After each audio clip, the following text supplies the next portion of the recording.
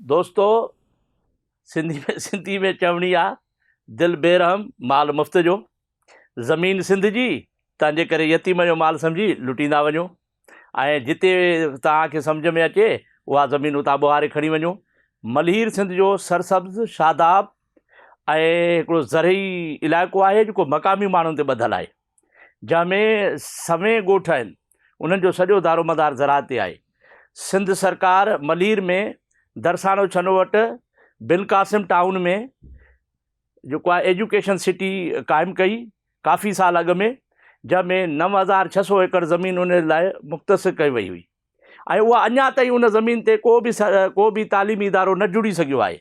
उन जे बावजूदि 2025 में डॉक्टर आसिम साहब सिंध सरकार खे ख़त लिखियो त असांखे एजुकेशन सिटी जे लाइ अञा वधीक 10,000 एकड़ ज़मीन ॾिनी वञे, जंहिं ते मलहीर ज़िले जे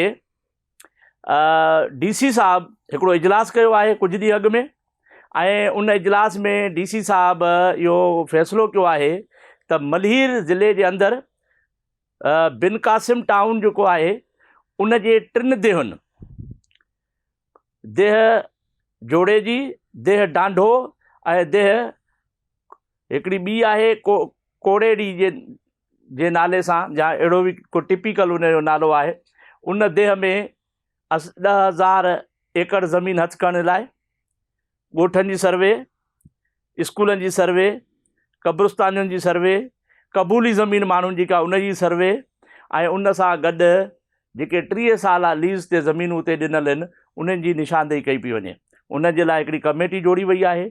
उन कमेटी जेको आहे सिंध जे रेवेन्यू डिपार्टमेंट खे ख़त लिखियो आहे त तव्हां 2 सर्वेयर जेके आहिनि उहे मुक़ररु करियो त उहे अची असां सां गॾु इहा सर्वे कनि त जीअं असां इहा ज़मीन जेका आहे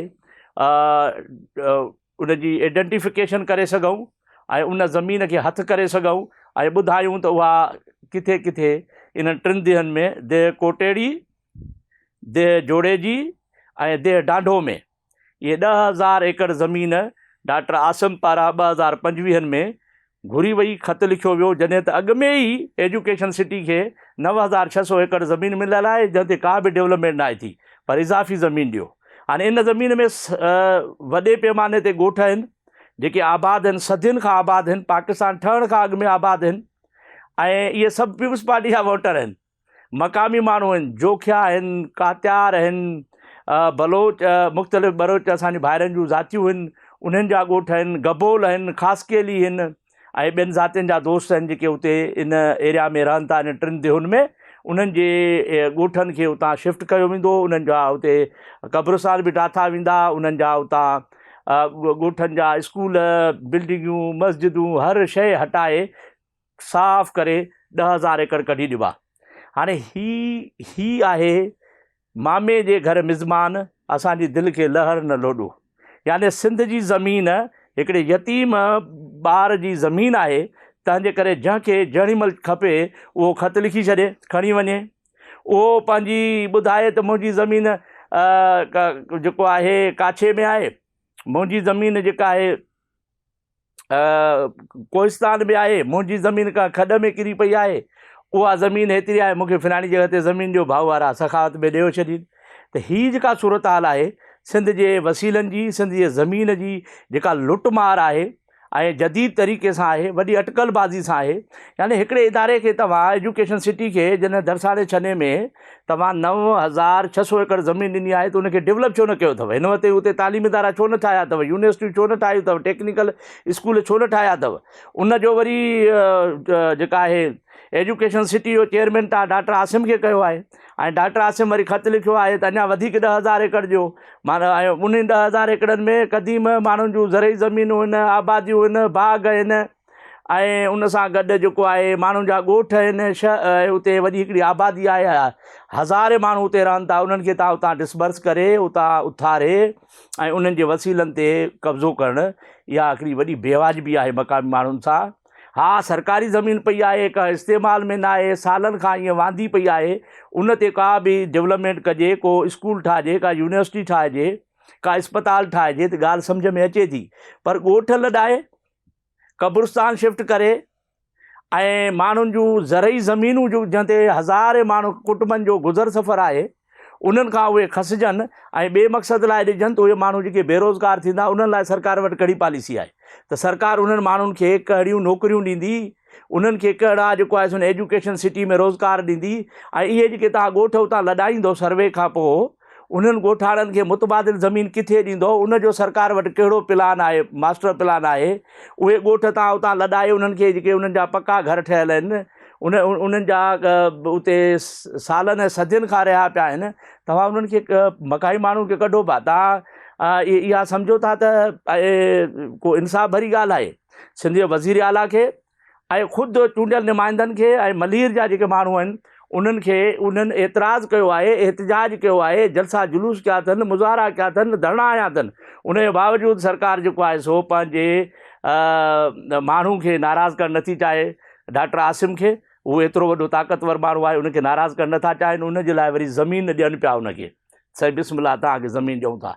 उन लाइ इन्हनि ख़त लिखियो आहे ऐं सिटी सर्वे वारनि खे, रेवेन्यू बोर्ड वारनि खे।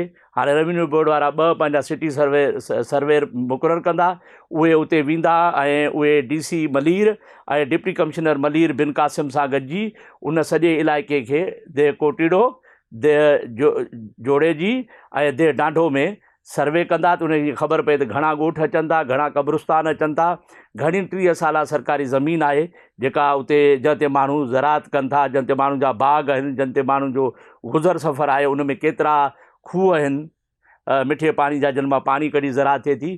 त इहे सभु शयूं कीअं फुरियूं पियूं वञनि मकाई माण्हुनि खां, कीअं माण्हुनि खे बेघर कयो पियो वञे, कीअं माण्हुनि खे बेरोज़गार कयो पियो वञे।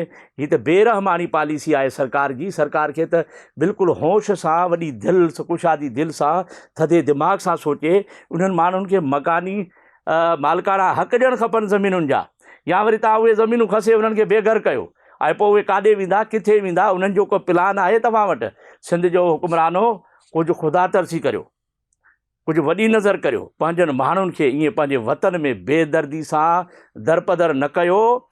इहे माण्हू तव्हांजा वोटर आहिनि, इहे माण्हू सदाई तव्हां सां गॾु रहिया आहिनि, इन्हनि जमहूरियत जे लाइ तशदुद बर्दाश्त कया आहिनि, जेल काटिया आहिनि, तव्हांखे सदाई वोट ॾींदा पिया अचनि ऐं उन्हनि खे बेघर करियो पिया।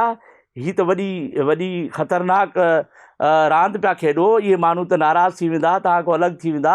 तव्हां पंहिंजनि पेरनि ते पाण कुहाड़ा पिया आणो ऐं पंहिंजनि माण्हुनि खे दरपदर करे ऐं सम्झो पिया त तव्हां मज़बूत ऐं सुठी हुकूमत पिया करियो। हीअ मज़बूत हुकूमत न आहे त तव्हां पंहिंजनि माण्हुनि जा घर ड्राहे ऐं ॿिया नवां इदारनि खे ज़मीन अलाट करियो।